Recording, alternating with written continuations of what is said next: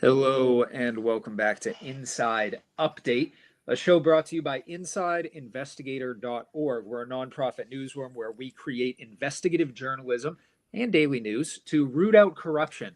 It's a really rewarding group of people to work with. It's some pretty cool stuff, and we get to jump into topics that really get people frustrated and worked up, not just because of what we're writing, but because we are not going to stay away from topics that are controversial. So, to that effect, we're back with Alex Appel for the third episode in a row. We're really just stacking Alex episodes here. I'm gonna have to make sure the rest of the staff isn't getting rusty on their interview skills. Alex, how you doing today? Good. Glad to be here. This is, I guess, my new Thursday morning, routine. This But is I'm it. doing well. We should switch to every single week. Really, just get you in the routine of Yeah. just doing live interviews. You could take over as the host if you wanted. Actually, that would be convenient. I don't think I'd do as good as you, but I think it would be, I think it would be an interesting thing to try. But no, happy to be here again and happy to talk about, two really mellow topics: religion and immigration.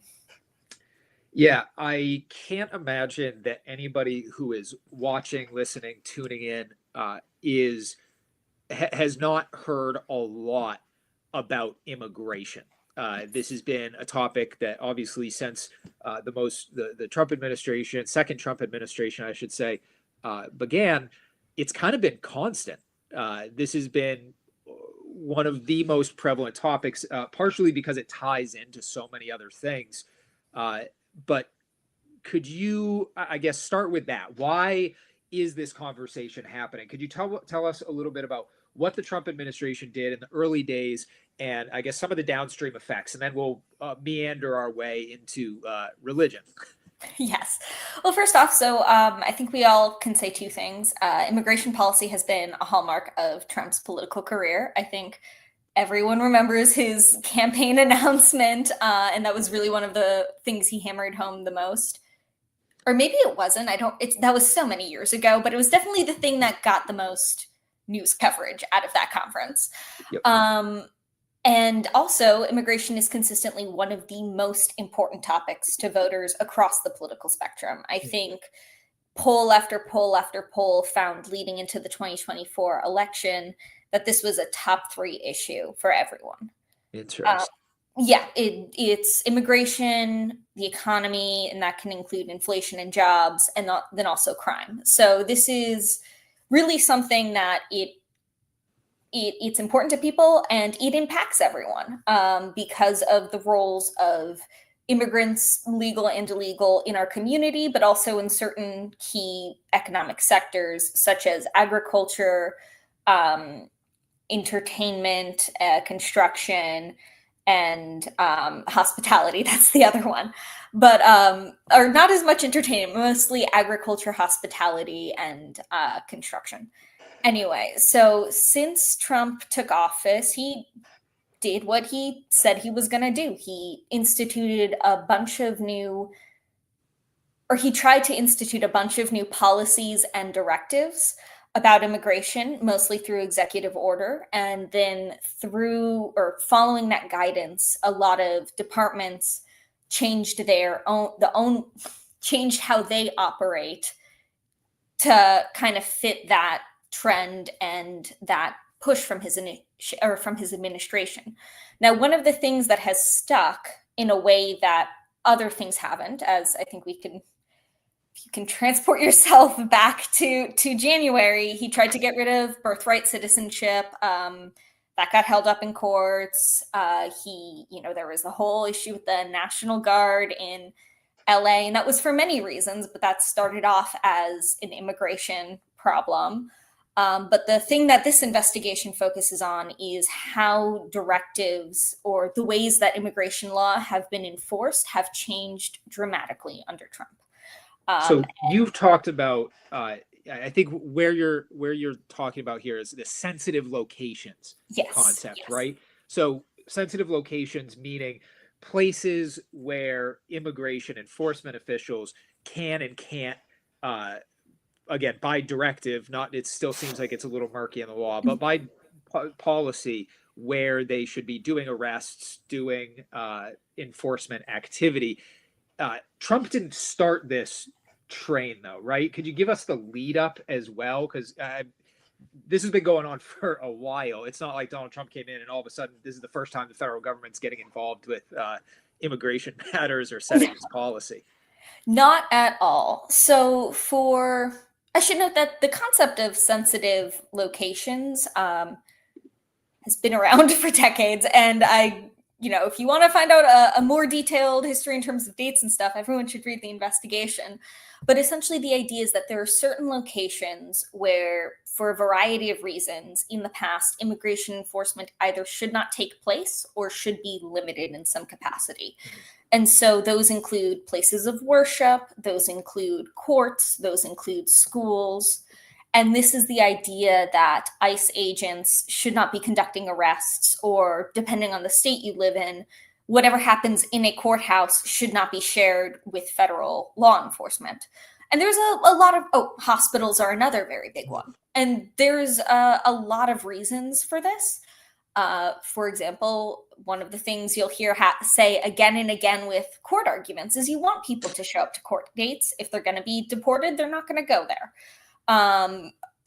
Schools, you want kids to be able to get education, but it's just this acknowledgement that there are some locations that are seen to hold a special place in society as places where you should be.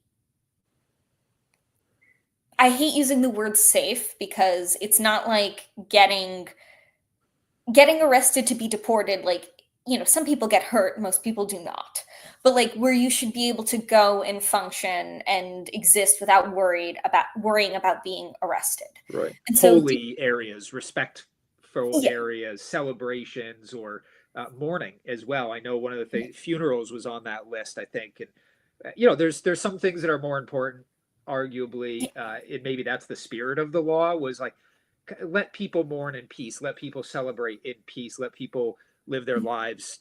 If we're going to do an action, for the love of God, just wait until they're out of that situation. Also, large crowds, right? I mean, it could be a safety argument for enforcement officers. Yeah. It's just this idea that some places are sacred.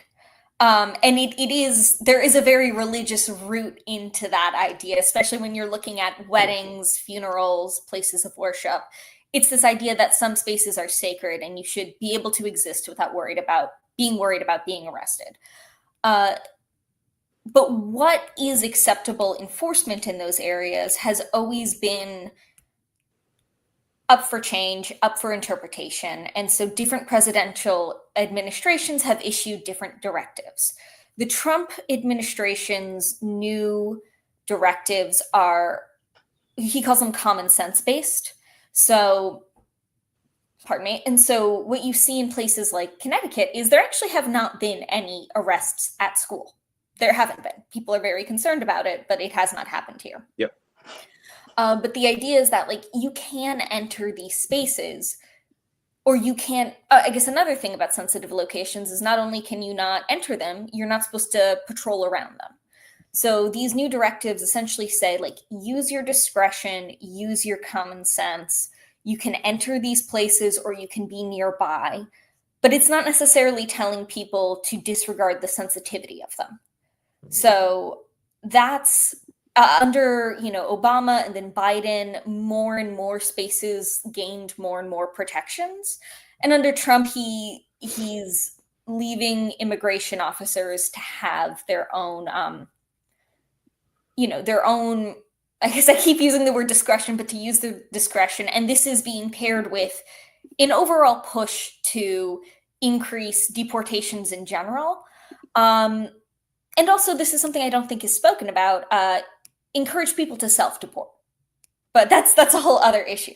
When you create an environment where people don't know where they can or can't be, they're more likely to just leave the country on their own terms. There's also other incentives. This is getting a little off track, but I think it is worth mentioning that the idea isn't just to make it easier to arrest people. It's to let people know that things are changing, that there's, you know, a new sheriff in town, so to speak. And if you're not living in this country lawfully, if you don't have legal residence status, or if you're breaking a law while you're here, might not be worth it. I know you bring up something that's really important, and I do want to talk about the religious aspect here, which is the focus of the investigation. But I think your point is really spot on about people not having a great understanding. I mean, I've worked in immigration law firms before. I know you have experience working with immigrants in different capacities, and most people don't have a good idea of what the law is. The immigration system is incredibly complicated. No matter what side of it you're on. I do not envy any immigration attorneys. And that was back, in 2010, 11, and 12, a while ago now. And even then it was a nightmare to deal with. I'm so glad that wasn't a career path that I went down. Though maybe I'd be a better person to have this conversation today. Yeah. The element of religion here, I guess, let me put this in context. Connecticut has had a fairly outspoken religious population that has been engaged in activism, Yeah. right? So historically, Connecticut congregations, at least a group of them, have gotten involved in this, whether that's protecting people, housing people, helping practice civil disobedience and avoid enforcement. Things have changed. Things are Yeah. different now.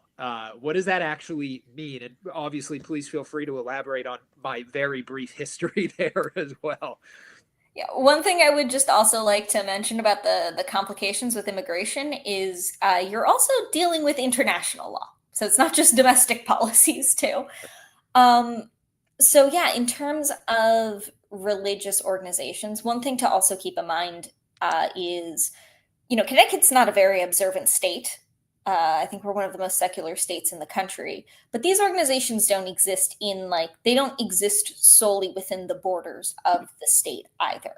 They're, you know, I think religious people, many of them, not all, but many do see themselves as something that, as a part of a group that transcends borders.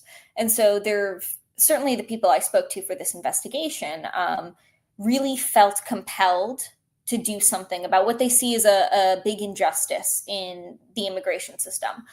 And one of the most visual and, you know, outspoken ways that had been methods that had been used in the past to take a stand, to offer support, is to offer people sanctuary within their ministries, or I don't know if that's the right word, but their physical spaces, allowing them to stay there. Not everyone in this investigation has done that, but there's a lot of new efforts. I think even many secular people see a power in religious spaces, people wearing religious outfits. And so they're trying to use that influence they have, they being religious leaders, religious people, to advocate for immigrants facing deportation for a variety of reasons in a very public way. And a lot of these actions that started during the first Trump administration, and that's really when it was galvanized, you know, that's really when people kind of, at least in Connecticut, started getting unified, forming networks to try and advocate for illegal immigrants and people facing deportation for other reasons. By that, I mean, like, maybe their visas are expiring. They haven't necessarily broke a law, but they're going to have to leave soon. But under these new directives, they have lost that guaranteed safe space. There's no longer, they can no longer be assured that they can host someone in their sanctuary and that they aren't going to get arrested there or as soon as they leave. And so that has really shocked a lot of these religious figures. Now, it's worth noting that it wasn't like a substantial number of people were offering sanctuary or asylum in their churches to begin with.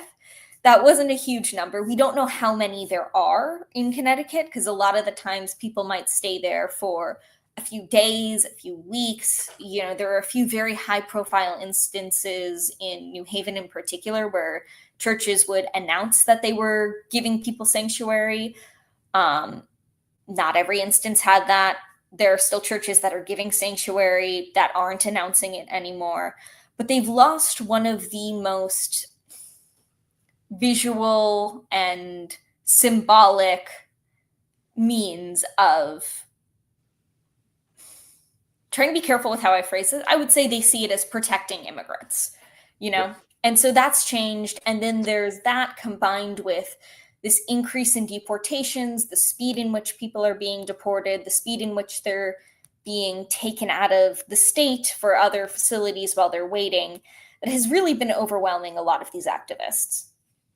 I think there's a big element of fear here, Yeah. and I know we went through this in the editing process. I recommended we add the word fear as one of the core things, because you had already talked about it later on, and I thought it was an important framing. But reading through the interview and the interviews and the quotes of the people you spoke with, some of them seemed terrified, and I think it's especially important to talk about that in the context of working in media, which, let's be honest, there is a narrative.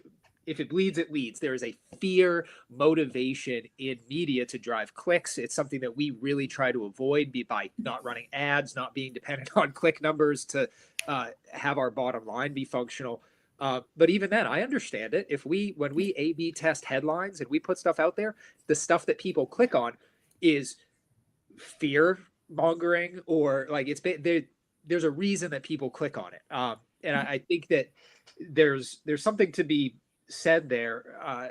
I guess there's not necessarily a clear question there, but I wanted to highlight that because that seems to be a driving force, not just in the change in behavior, but also how these religious leaders are interacting with their congregation, what actions they're willing to take. Like, the ripple effects of fear seem to be very, very real. And I certainly don't think that that's limited just to immigration, but it is something that, what's let me be a nerd here for a second. What's the Dune quote, right? Fear is the mind killer. Like, we need to have clear thinking when we're making decisions, and that's for all of us.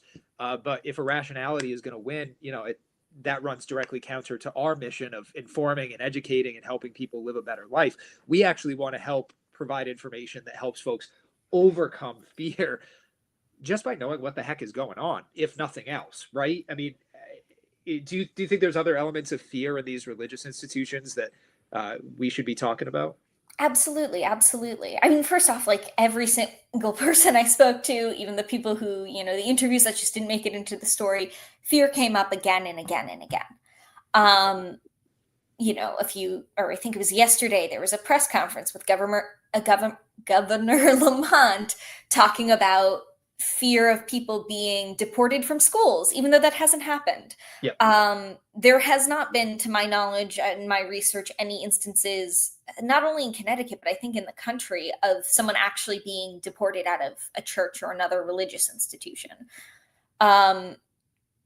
Connecticut's in an interesting area in terms of this new immigration directives. The Wall Street Journal had a really interesting article the other day about how the new tactics that are being used were developed in Boston, and ICE is split up into regional areas. We're in Boston's area. Yeah. So, when we've had high profile raids in this past year that I don't think the state has seen in a very long time. But most of what's happening is happening in places that have higher populations of immigrants, or illegal immigrants, I should say. But there is a lot of fear. There's a lot of uncertainty. And I think that's because things that people took for granted, this idea that you can go here and nothing will happen, or this idea that if you don't commit a class A or B felony, no one's really going to go after you in this state. There's no longer those guarantees. And from a religious perspective, this is one thing that people told me is they're trying to counsel people through this fear. That's part of what they're doing. It's not just about providing material resources. It's about helping them cope with the uncertainty, the anxiety, and one thing that came up was, people are concerned if they drop their kids off at school, they'll never see them again. They'll get arrested during the day. Now, that actually has nothing to do with new directives. If you get arrested while at work, that could have happened under Obama, under Biden, under Bush. That's not a new directive, but you see this increase in arrests and coupled by this increase in, deportation, like the process being expedited. Just all of these things come together, and people are very afraid. Let's talk about the use of language. Obviously, we're talking about fear, and some of the comments that we've seen, some of the responses have talked about the use of language. I know you've experienced pushback on something as simple as the phrase illegal immigrant. It's there's a little bit of it's not double speak, but there's different populations that like to use different words because it serves different narratives, right? Yeah. And that's not even targeted at a specific group. Everyone's doing it to feel better. Maybe it's part of overcoming that fear as well. But if you are pro ICE, if you're out there, you're going to use harsher language to describe immigrants. If you are on the other side and you want to protect, there's other sets of language that's going to be painting the picture that you want. How do you tackle that as a journalist? And also, how do you deal with the feedback after you do make the decision? You're not going to make everyone happy, right? Yeah. It's interesting. There's some people who I thought I would get responses from using the word illegal immigrant that I didn't, and that's great. They just read the story for what it was, and there's some people who I just didn't expect at all. But well, first off, I wrote down what the AP style recommends just to highlight the confusion, because they, at one point it was acceptable to say illegal immigrant, then they encouraged undocumented immigrant. Now neither are encouraged. They recommend phrases like people living in a country without legal permission. That's kind of a mouthful. That's, they recommend mentioning specifically why people are facing deportations. Are they visa overstayers? Do they violate a law? That doesn't work when you're talking about general populations. Right. And I know if you read different stories on our own website, we use different phrases. The article about the concerns over arrests at school used undocumented immigrants. Yep. And I think that was completely appropriate given the context of what was happening in the event that was being covered, who was speaking. For this article, I used illegal immigrants because, we're focusing on the legal components of it. And most of these people have extensive documentation from entering the country, being here, working. The issue is, this isn't a statement on the inherent nature of who they are. The issue is that a crime was involved when they came here, when they got a job without a work permit, when they overstayed a visa, so on and so forth. So that's the language that I used. And when I get pushback, all you can do is explain. This is one of those issues that again, top 3 issue for American voters leading into the election, very important to people across the political aisle. I think in 2024, over 70% of people disapproved of the immigration system. Now, you still have a majority of people disapproving, but for maybe different reasons. It's a very emotional issue, and with any emotional issue, people will be sensitive to certain phrases, and all you can do is just explain why you did it and stand by your decision, and think it out. But some people are just gonna be upset, and there's nothing to do about that. Yeah, it is a tough one, and we work with each reporter kind of as we try to unpack this, because we don't have a single standard.